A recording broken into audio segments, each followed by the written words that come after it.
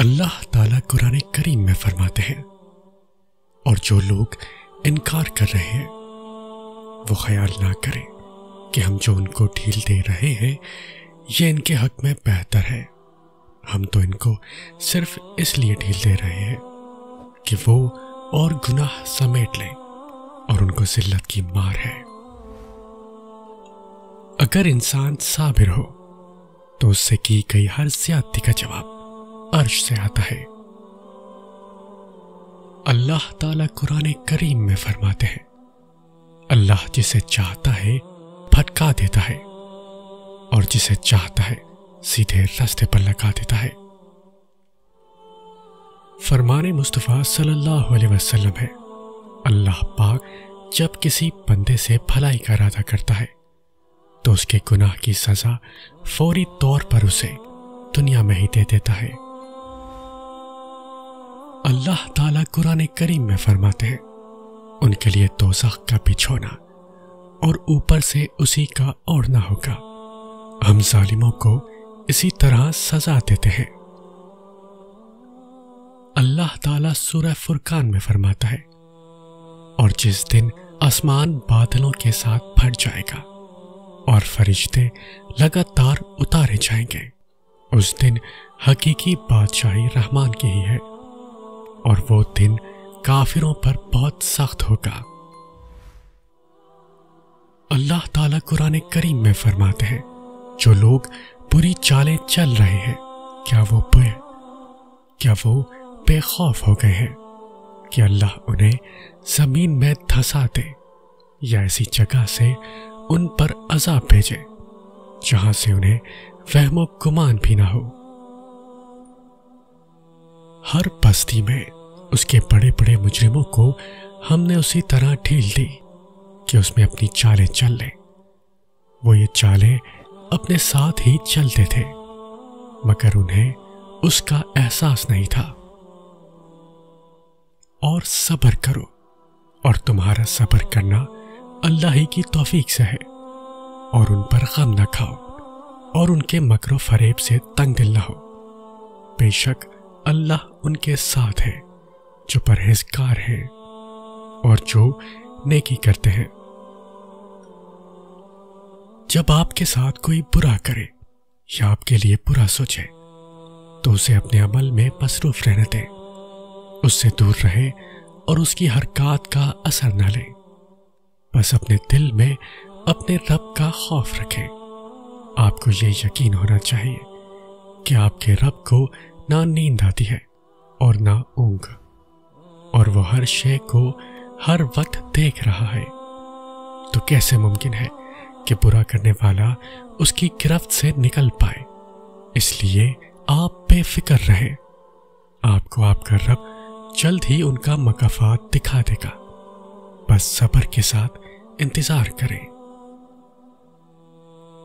انسان کوئی کھیلنے کی چیز نہیں، اگر آپ کسی کے جذبات کا مذاق بنا بیٹھے ہیں تو معافی مانگیے اس شخص سے، ورنہ کل کو آپ اس کی جگہ کھڑے ہوں گے۔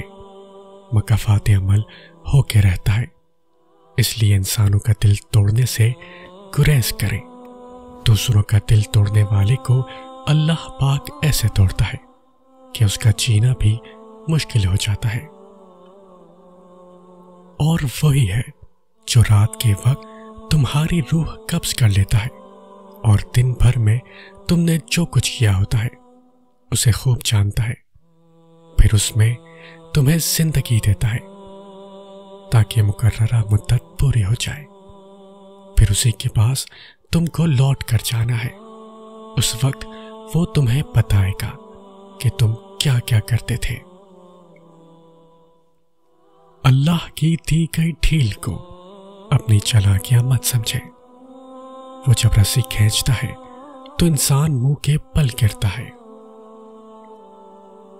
تمہاری سرکشی اور نافرمانی کے باوجود اللہ تمہیں نہیں پکڑتا، کیونکہ ہر قوم کے لیے ایک مدت مقرر ہے، پھر جب ان کی مدت پوری ہو جاتی ہے تو نہ ایک گھڑی پیچھے ہٹ سکتے ہیں اور نہ آگے بڑھ سکتے ہیں۔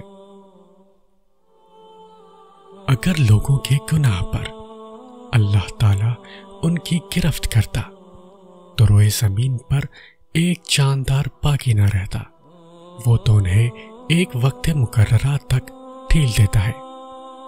جب ان کا وہ وقت آ جاتا ہے تو وہ ایک ساتھ نہ پیچھے رہ سکتے ہیں اور نہ آگے بڑھ سکتے ہیں، اور ہمارے ساتھ ان کے ہاتھ بولیں گے اور ان کے پاؤں شہادت دیں گے اس پر جو وہ کیا کرتے تھے۔ صبر رکھو، تمہیں رلانے والے بھی خود روئیں گے ایک دن۔ اللہ تعالیٰ قرآن کریم میں فرماتا ہے، کیا جو لوگ برائیاں کر رہے ہیں انہوں نے یہ سمجھ رکھا ہے کہ وہ ہماری پکڑ سے بچ جائیں گے؟ بہت ہی غلط اندازہ ہے جو وہ لگا رہے ہیں۔ کچھ غلطیاں دوسروں کی زندگی ویران کر دیتی ہیں، ایسی صورت میں صرف زبانی معافی کوئی معنی نہیں رکھتی، ممکن حد تک ازالہ ضروری ہو جاتا ہے، ورنہ عمروں کے رونے آپ کی نسلوں کا پیچھا کرتے ہیں۔ یہی اللہ کی وہ لاٹھی ہے جو بے آواز ہے۔ جس دن قیامت قائم ہوگی تو گناہگار حیرت زدہ رہ جائیں گے۔ اللہ تعالیٰ قرآن کریم میں فرماتا ہے، کیا تم اس بات سے بے خوف ہو گئے ہو کہ وہ ذات جو آسمان میں ہے وہ تمہیں زمین میں دھسا دے تو وہ اچانک لرزنے لگے؟ کیا تم اس بات سے بے خوف ہو گئے ہو کہ آسمان والا تم پر پتھر برسانے والی ہوا بھیج دے تو پھر تمہیں معلوم ہو جائے گا کہ میرا ڈرانا کیسا تھا، اور ان سے پہلے کے لوگوں نے بھی جھٹلایا تھا تو کیسی تھی میری پکڑ؟ کیا یہ دیکھتے نہیں؟ اپنے اڑنے والے پرندوں کو پر پھیلاتے اور سکیڑتے، انہیں گرنے سے نہیں تھام رکھا سوائے رحمان کے۔ بے شک ہر چیز اس کی نگاہ میں ہے۔ اللہ کا شکر ادا کرے، وہ ہماری پکڑ نہیں کرتا بلکہ ایک اور صبح دے کر توبہ کا ایک اور موقع دیتا ہے۔ توبہ کی مہلت ملنا بھی اللہ کا ایک بڑا احسان ہے۔ کچھ غلطیاں دوسروں کی زندگی ویران کر دیتی ہیں، ایسی صورت میں صرف زبانی معافی کوئی معنی نہیں رکھتی، ممکن حد تک ازالہ ضروری ہو جاتا ہے، ورنہ عمروں کے رونے آپ کی نسلوں کا پیچھا کرتے ہیں۔